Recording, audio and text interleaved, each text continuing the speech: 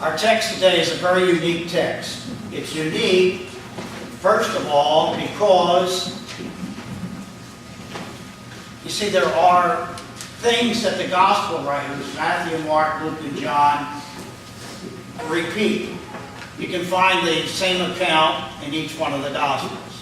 Sometimes you can find, maybe not in all four, you can find the same story in three of them, or maybe two of them. But you only find this story in the Gospel of Mark. Mark was a young man, young in comparison to Peter, who was old, and they kind of palled together. Mark obviously wrote the Gospel of Mark. This is really a unique story, an episode out of the life of our Savior Jesus Christ. And it may turn out to be really quite unique and powerful for you and I this morning. Looking at Mark chapter 8, verse 22 through 26. And it'd be important that we look to that place. Recently I was to the eye doctor. I remember when I went from just corrective lens to bifocals. Some of you remember going to bifocals. I was able to get along with that pretty good. I just learned I don't think you can wear bifocals and look at your steps, your feet on the steps. That doesn't work, especially just plow ahead and not. But it takes some getting used to. But the last time I was at the eye doctor, he sat me down there and he had that little thing that kind of moves in on your eye, right?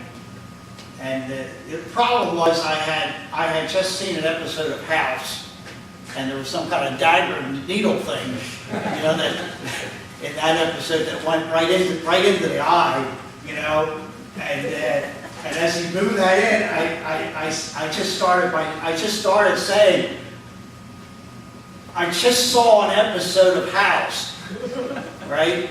And I didn't get any further than that. He said, I love that show.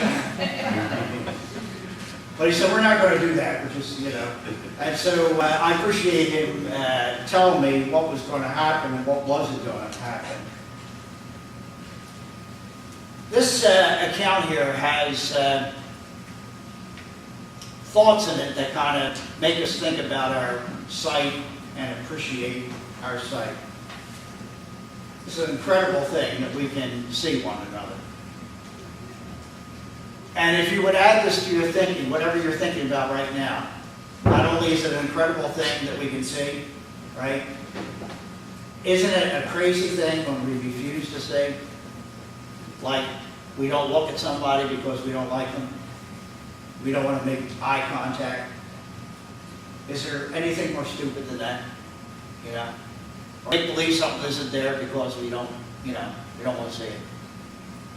Like the bills arriving, you put them on the table, but you're not going to open them, But you see they're still there, it's still very, very real, Or you promise to do something and the person is coming around to collect on the promise, and you kind of hide. That's kind of crazy, isn't it? The things that we refuse to see. I remember one time somebody gave me a van. Just gave me a van, and I appreciated that. Church was done with it. They gave me a van. I started up, and I cranked it up. We met over at Cherry Hill Mall in the parking lot. His church wasn't so far from there.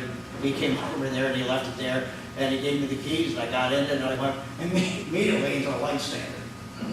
And smashed it, broke my nose, and I remember getting out of the van and looking at the van, it's like all smashed up, and I remember thinking this, I wonder if he will notice that.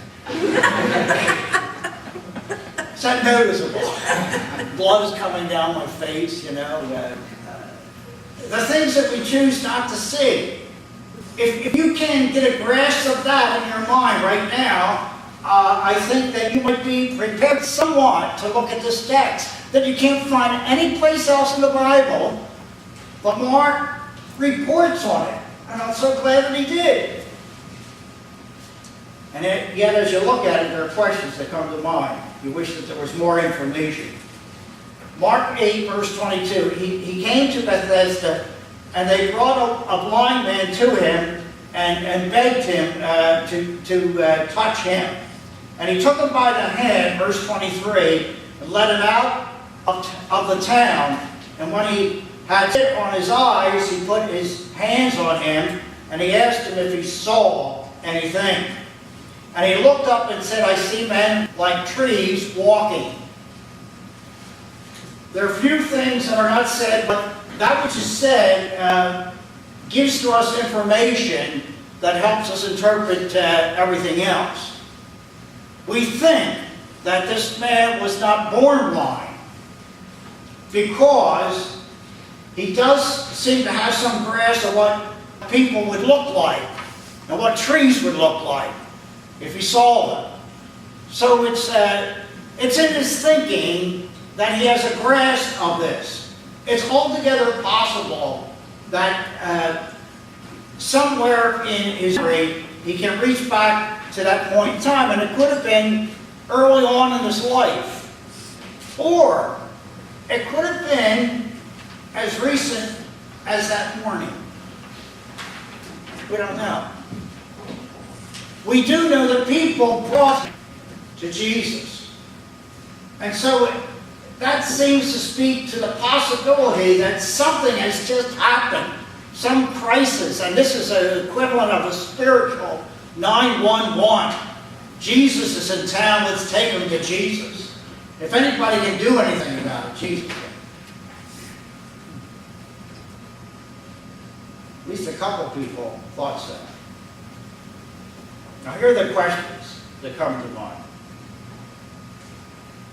Number one, why did he have to go out of town for what was going to happen? You see it there?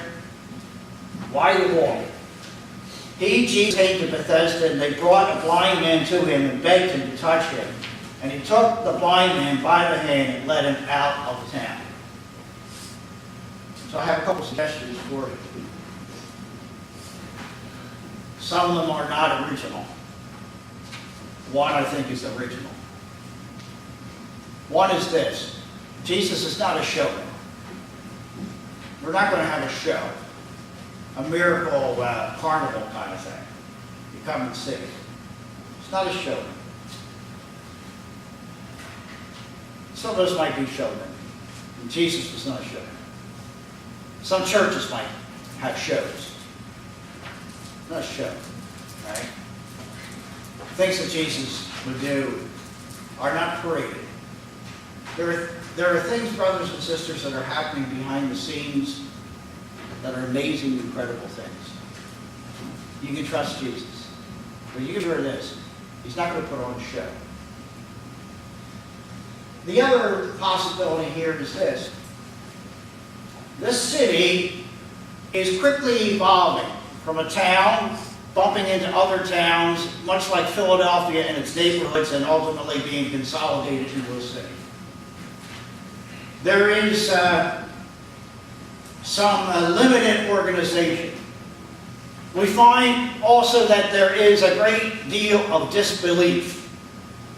And Jesus says if the things that were done here would have been done in some Old Testament heathen place that God dealt with severely, they would have repented long ago. So this is a place, maybe not unlike where you and I live.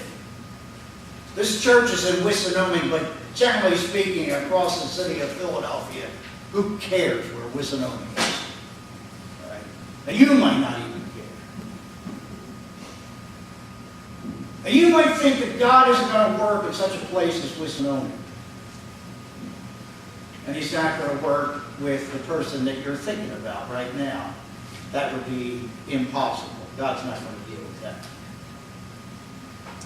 That's just the kind of thing he would like to take on.